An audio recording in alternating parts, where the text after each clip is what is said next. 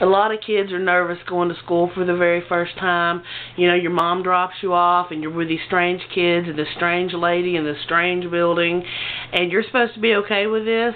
Well, everybody around you's crying, so you're bound to have something going down that's not cool, you know. You're a kid. You don't know what's going on.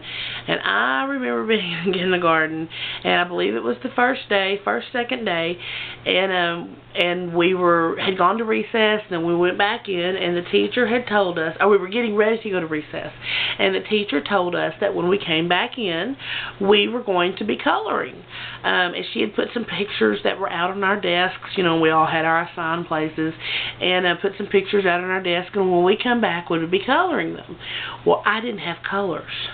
I don't know why I didn't have colors, but I didn't have colors.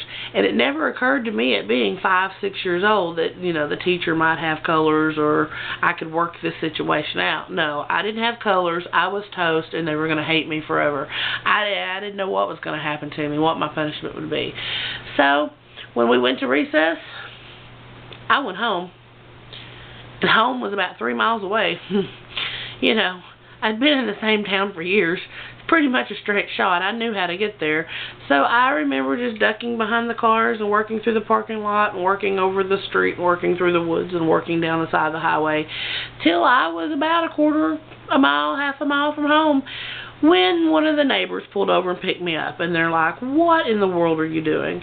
And I'm like, I'm giving them all kinds of bull, you know, just this, that, and the other. Anyway, they haul my butt home, knock on the door, and my mother is like, "What in the world's going on?" They're like, "We picked her up on the side of the road," and I'm like, I was so bad at school today that they sent me home, and they put me on the bus, and then the bus driver was so mad at me. He didn't like me. They're really bad people up there, and he put me out and told me that I had to walk the rest of the way to the house. And of course my mother's looking at me like, "You little liar, you know, what did you do? What's going on?" And they finally got to the bottom of it. Everybody was amazed. The school was in trouble. I was embarrassed, but not as embarrassed as I would have been if I would have went back to class after recess, didn't have any colors. This way, it was everybody else's fault. It was a traumatic time. I'll never ever forget it.